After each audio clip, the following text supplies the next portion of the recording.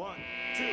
2, 3. Hey, and welcome once again to Missed Takes, the show where we disprove movie goofs with a combination of quick wit and a whole lot of bullshit. I'm your host, Ryan. With me, as always, is my co-host, Eric. Hello, noobs and elites. And a brand new guest, also Eric. Also Eric. I have so many Erics. We are color-coded in real life for convenience of our friends. That is true. I'm not. I'm just Ryan. Just regular Ryan. Anyway, if you've never seen the show before, what we do is we take a single movie, go through a list of mistakes that we get from the web or wherever, just stuff we notice. And it's up to us to explain how they're not actually mistakes at all, but we have to do it within the storyline of the movie. And that movie is 1995's Hackers. a cult classic, I would say, right? A proper cult classic. A little divisive. And before we get started, I do want to give a big thanks to Mikerphone Brewing in El Dorado Village for letting us shoot here, letting us drink these delightful beers. The beer we're drinking today is Space Bar, for obvious reasons. Cheers, boys. Cheers. All right. That's pretty fucking good. As bitter as Kate Libby's soul. So before we get into the mistakes themselves, we take a couple minutes just to talk about our hot takes from the movie. You know, just kind of our reactions, just thoughts that we had while watching it. First off, it's not the movie's fault. Goddamn, some of that tech is really outdated. Like, it's just rough to see like how they're talking about it. It's like, oh god, my phone is more powerful than everything in this movie. Yes. At the time, though, it wasn't that far out. Still a little. Yeah. Also, like, crash override, sure. Zero cool is a terrible fucking handle. Zero cool? It means you are not cool at all. Well, he was like 10 years old at that point? 11 Yeah. years old, so it's like, that kind of tracks with the mentality of like a superiorly intelligent 11-year-old. Zero cool. You're just putting two words together that don't work together like that. At the end, when they hacked the traffic lights, that could have killed so many people. Probably. Yeah, I mean, like they were not really making wise choices there. That's pretty fucking dangerous. Also, so much inline skating, so much rollerblading in this movie. Like, yeah, what the fuck is up with that? It actually made me want to go and learn to rollerblade back in the day. I did not go to learn to rollerblade, but I wanted to. And also, I clearly don't travel by skateboard enough. I think I've learned that from this movie. But yeah, fucking everyone rollerblades It's all okay, the time. Fisher Stevens doesn't either. That's true. Like so this was something that struck me watching it this time. Can you think of any other movie that posited a look into a subculture, a counterculture, that tried to predict like how far it would reach into like the mainstream pop culture and just missed so entirely? It did miss pretty terribly. They tried that. Like, no one wore all that clothing at the same time. Like, you saw it like in magazines, commercials, video games, in movies. But like no high school looked like no that. high school, no college student ever had a wardrobe like that. Like maybe Phantom Freaks shit, and maybe Joey. But like Joey. Yeah. Like, Joey's so fucking annoying. Like, why does anyone hang out with that little shit? He's so fucking annoying. They don't. He hangs out with them. That's That is the dynamic of the relationship. But he ends up being the savior at the He end. does. That's true. He's the hero Like, at the end. I tried to go through and figure out, like, okay, were there any movies that tried to predict, some sort of a clique that, and just missed the mark so terribly? And there weren't that many. Like, the Warriors for Gangland culture. Yeah. It's like, Well, they were trying to create this culture, and basically they had free reign to do whatever they wanted. right, yeah. And so sometimes the best ideas don't always come to the top, you know? Yeah, and then like this also, I will give this credit for being a '90s movie. They didn't fall into the trap of trying to make a certain catchphrase or certain catchword like a thing. Hack the planet. Yeah, hack the planet or vapor, razor, fetch. Fetch, yeah, okay. Just like I think I will say what I appreciate about their aesthetic is that you can kind of pinpoint any point in a movie like that person's a hacker, that person isn't. It's convenient, so you know who's a hacker and who isn't. It's fine. like Saints Row, the video game, basically made it real obvious. Like, oh, who's part of the hacker gang? The guy's wearing neon on rollerblades. Something that I noticed that was fucking hilarious that I'd never noticed before. When Dade is hacking, he types at just 1,000,000 miles an hour. Like, brrr. But then when he has to type a sentence like, mess with the best, die like the rest, Oh yeah, he's like, M. It's like, fuck. What I'm sure hacking you have to type fast, clearly. So Coding, hacking, and versus typing is two different muscle memory. Right. I guess you're not typing many complete sentences, but fuck, it's so bad. Best. Oh my god. That's why fucking Angelina Jolie destroyed you in that fucking thing. She can type at like a normal fucking speed. Not even maybe she does make reference to his typing later. That is true. You don't type that like, is you don't true. screw like you type. Also, pretty much the most accurate representation of like a hacker just meeting someone for the first time. It's like, who the fuck are you? What are you doing here? And you need to leave. It's like everything else. It's like, yeah, hackers, the coolest, best dressed, best looking kids in this high school. No, most antisocial. Okay, yeah, that they got. I'm sorry, not antisocial, socially awkward. I also noticed that Fisher Stevens' character is a fucking idiot. Because realistically, if he never went after these kids for going to the garbage file, like, they wouldn't have fucking cared. Even if they figured out, they were like, oh, this dude's stealing money. Like, they would not have fucking cared at all. So it's like the whole plot of this movie revolves around Fisher Stevens being a fucking idiot. And just, I don't know, maybe it's just being a cocky bastard and they touched his stuff, but it's like, fuck. Like, they would not have fucking cared at all. Well, that explains some of the things that happen later on in the movie. Also, is this the first holy shit Angelina Jolie is hot movie? Yes. No. There was one before that? She has one film credit prior to this, and also one music video credit prior to this. So both are terrible. There is no prize for watching it. Cyborg 2, Electric Boogaloo. where yes, she's in it. Yes, she is ridiculously hot. And I think she has like a half second of nudity in there. But it is a painful movie that has her, the guy who played Casey Jones in the OG Elias Koteas. Yeah. Also, Jack Palance playing a like half decomposed cyborg. It is a painful movie to watch. If you thought the Well, so then I stand by my first statement because nobody fucking saw Cyborg 2. So this is the first movie where like first the mainstream general everybody public went, was like, wow. who the fuck is that hot chick? And they were like, John Voight's daughter. You're like, what? and Gross. then also she had one Rolling Stones music video credit around this time, which is actually why her hair is so short, because she shaved her head for the music video. So to dig into the mistakes, we'll actually start with one that you mentioned. Because it was obviously fixed in ADR, but that's not a thing within the concept of the movie. So she says, "I hope you don't screw like you type," but she did not say screw. Oh yeah, She said fuck. So why do we hear screw when she says fuck?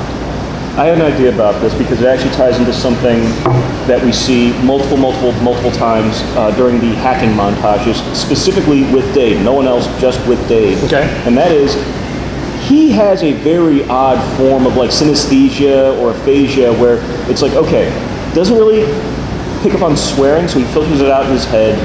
And also, when he's coding, it's like, that's what he's seeing in his mind, where it's like, yes, to him the internet does look like a bad flyover of a circuit board a la Tron ripoff. That's interesting, because the first big one I was going to hit is that's not what fucking hacking looks like. You don't fly through computer landscapes. So, holy shit. So basically, this entire movie is from Dave's point of view, almost like unreliable narrator style. Yeah.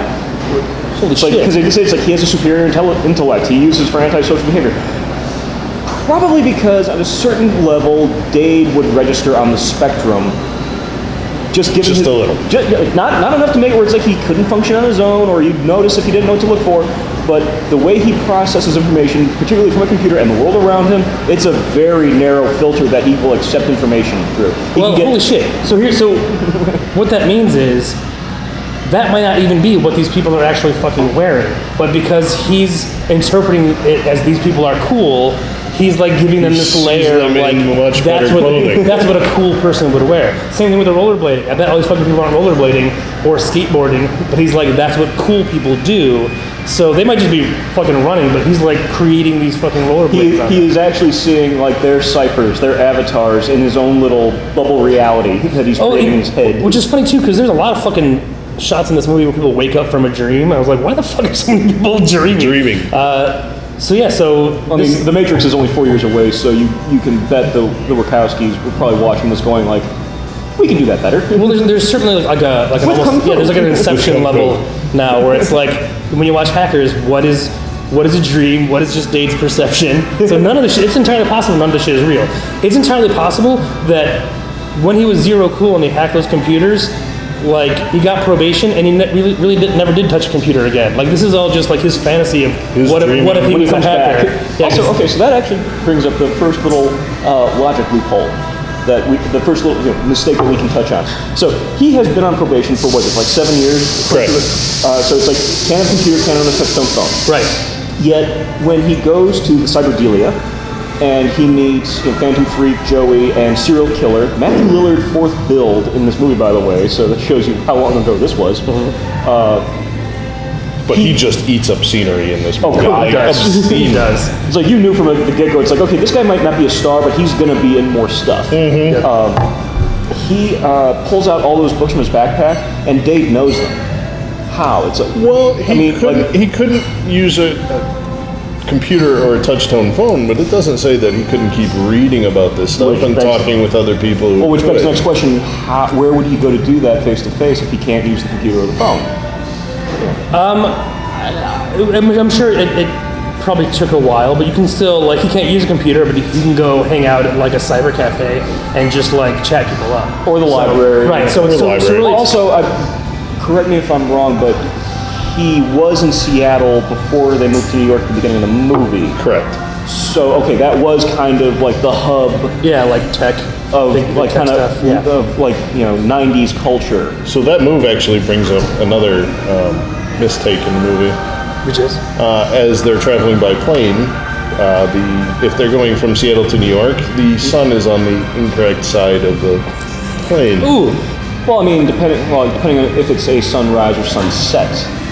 Also, we don't know the holding patterns at LaGuardia or JFK at the time, so... I would just think maybe they wanted to take the... she needed a cheaper plane, so they took the scenic route. They took the Like long this way one, around. this one. Right, yeah. So it's like, oh, well, you're going to have a connection up in Quebec, but you save yourself $300. Right. And you're gonna have your stuff like waiting for you from the moving company right there because you're gonna have that layover when you come back in. And I mean, they're clearly broke because they had to pay that huge fine at the beginning of the movie, right? So yeah, so she's taking the fucking cheapest flight she fucking can. For sure. 100%. The satellite shown orbiting the Earth at the end is Skylab, which had crashed by then. Way before them. Way before then. Like 20 years before them. Right. Well, I would say that Skylab never actually crashed, and it's being used as a spy satellite that the hackers took over to more efficiently send out the signal at the end. I like it. Conspiracy theory. I like it. the government just said it Hashtag crashed Spylab. Am I right, everybody? Skylab, there you go. because the government did not want to admit that, okay, they were so far behind the curve that they actually lost a fucking spy satellite to a bunch of public access jolt drinking kids. Oh, you know what? So basically, that's the Skylab reveal is a huge part of this movie that they would hoped we as the audience would get, because there's the whole conversation about like, oh, this virus is just a smoke screen for this other thing. So they kind of set you up with that, and the reveal at the end of the movie is, hey everyone, Skylab's still a thing. Just so you know, it was a smoke screen, and like we as the movie watching audience didn't realize it. But that's the whole point of this movie is we got to fucking tell people Skylab's a fucking Spy spy satellite. So let's build a movie around it to reveal it at the end, and we didn't get it. Good job, Eric. Spylab 2020. Spylab. Okay, coming soon to Adult Swim.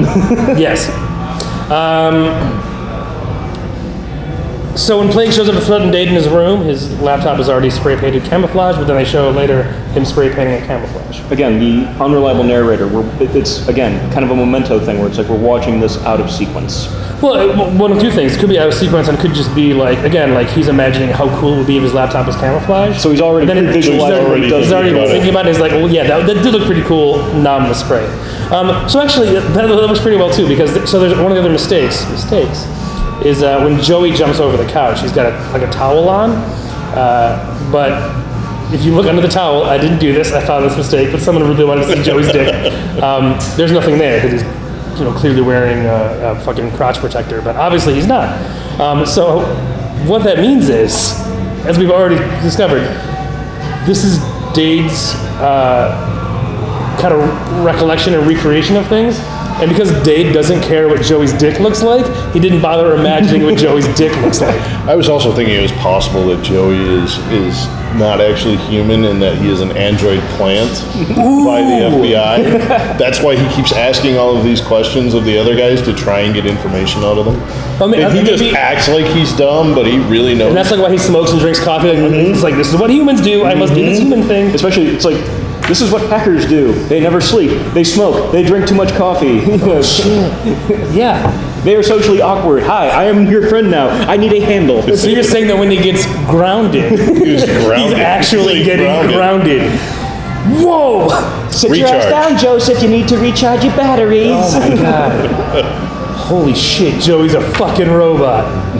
Also, okay, so there are two other movies we can tie this movie to in headcanon. One is a cautionary tale of redemption. The other is a tragic story of being screwed by the system.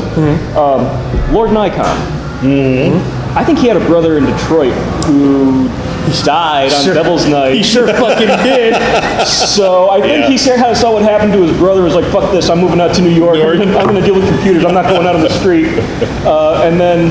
maybe his real name is Nikon, and they have weird parents, like Nikon and Tintin. Come on, Mom. And fucking A. And Tintin was the problem child.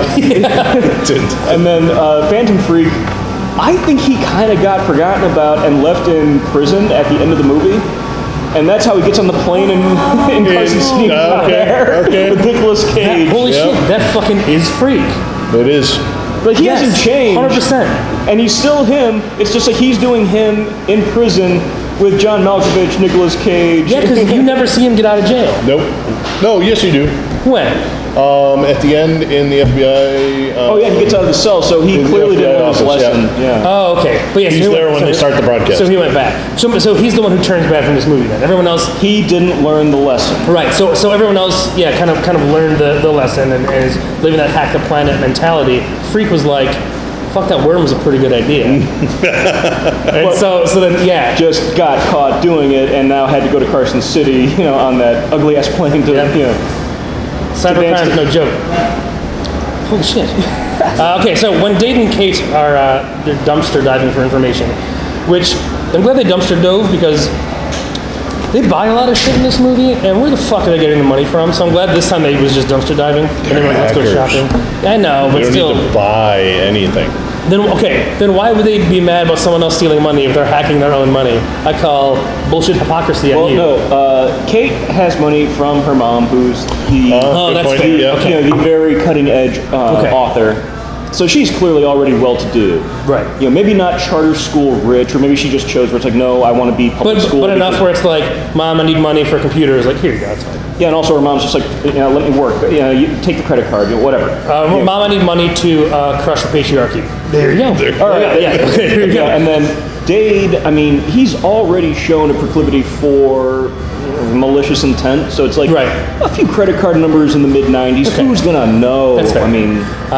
But anyway, so the point was the dumpster scene.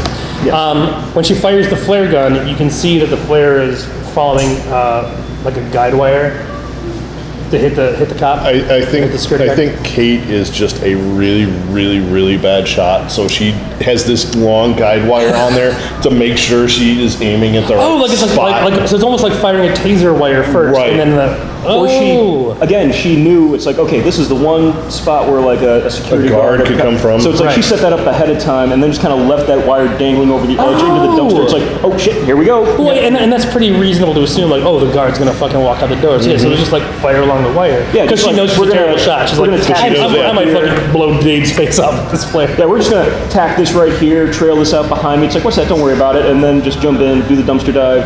If we need it, great. If not, it's like, okay, just unplug that, reel it back up, throw it in the backpack, because everyone has fucking backpacks in this movie. Rollerblades and backpacks. Well, again, it's Dade thinks everyone has a backpack, therefore everyone has a backpack. It's like some fucking Haruhi shit going down. So you mentioned the jacket thing before we started shooting. Let's fucking talk about that jacket. All right, so when Plague goes to visit Dade, there's a blue jacket hanging on the door, and then it isn't, and then it is again. I mean, continuity error? No, there's no such thing as a continuity error. It's one of two things. It's either Dade, envisioning, the jacket never actually fell, just like Neo's like, there is no spoon, or simpler answer, even though they try to make the Secret Service seem like they're a bunch of bureaucratic cockknockers, one of them just, very quickly was just like, okay, we're not assholes. Just hung it back up and Okay. like I have to follow this. Yeah, that's my favorite version. Okay, so it's these are the guys that are gonna kick down the door and fuck your shit up, but one guy's like just so OCD, he's like, yeah, we're not monsters. Like, here you go, buddy. Come on, it's like, here you guys, go. we're supposed to. It's like we're representing the United States. We're professionals. Come on. But yeah, born in a barn, got raided all the time. Come on. We're trying to bully an 18-year-old high school senior. It's like we can't pick up a piece of fucking clothing. Really, we got to do better than this. We are better than this. I want to know more about that guy. The guy's just like, I think it's probably the agent who was reading the manifesto on the park bench to his belligerent partner. He's like, guys, come on. Yeah, he's the kind of guy who's gonna freak that Mark fucking Anthony, guy out. So one that I didn't find listed anywhere, and I know the actual answer as to why it's there. Why did Plague send him a laptop?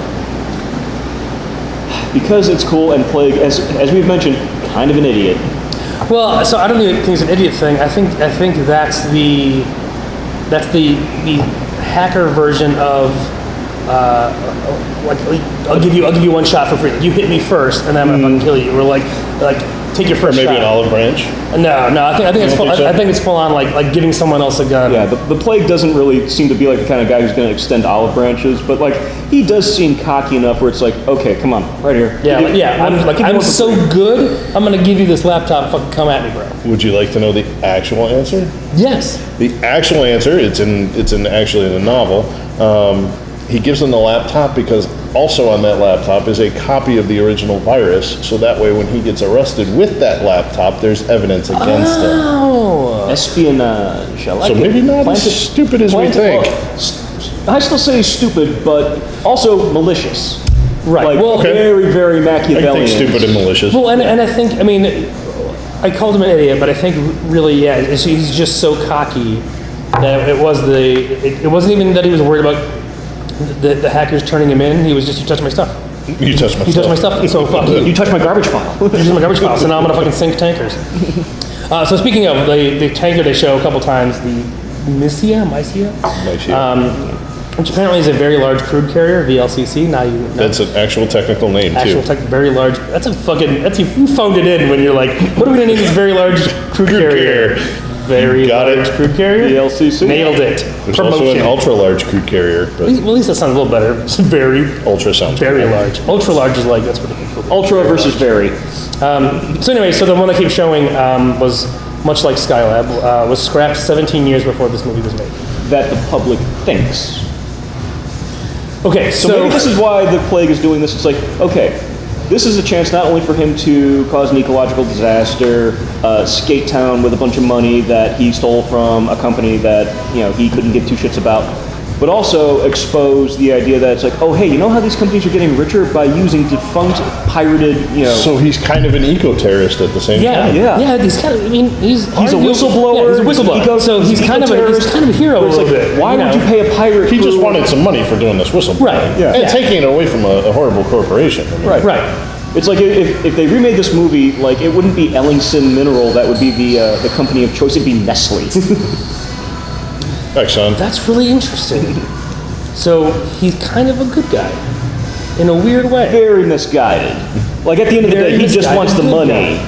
This Yeah. is a bonus for him. Good guys got bills too, buddy. Yeah, but he's doing this strictly for the money and also to embarrass a company that I don't think he believes fully appreciates him. Well, he's pretty much gonna get fired. Like, I mean, Yeah. he's not a pretty very good terrible security officer. Like one of his first things he tells Penn Jillette when they're getting attacked is like, run the antivirus. Like, you're the security officer. Your thing is fucking Thanks. right. Fire the Norton bomb. Good job. Good job, buddy. Right up there with like, oh, how do we fix this? Type cookie, you idiot. Type cookie or Oh yeah, type cookie. Send the flu shot. Type or unplug flu the shot damn thing rabbit. and What's restart. happening? Like, Disconnect. Yeah, disconnect and reformat, motherfucker. I kind of had the same problem that Lorraine Bracco Yeah, Bracco. had when she's like flu shot rabbit. What's happening? But like that wasn't because I didn't Brain cancer, understand it. kernel I was like, you're just saying random things now. Type cookie. If you hackers of the world, future hackers, allow me to help you in this moment. If you're going to create a virus called Cookie Monster, that you can stop by typing the word cookie. That's a shitty virus, and you suck and stop hacking. There was an actual virus called Cookie Monster that could be stopped by typing cookie. Well, that's shitty virus. Also, that virus now is what? Like 25 years old? Yeah. Okay, well, I apologize to the hacker that created Cookie Monster. Ryan Myers. Oh, shit. I live at 626 Anderson. Here's my social security number. I guess I kind of backed myself in a corner. Yep. All right, so anyway, sorry about the Cookie Monster thing. It's hilarious. It makes total sense now that I know that it's real. Love that the security, the internet security interface at Ellingson Mineral is like a grid system, like it's a snapshot of the Tron circuit board where they actually show the kernel as 4 big blocks, where it's like, oh yeah, there's the boss level in Paper Mario.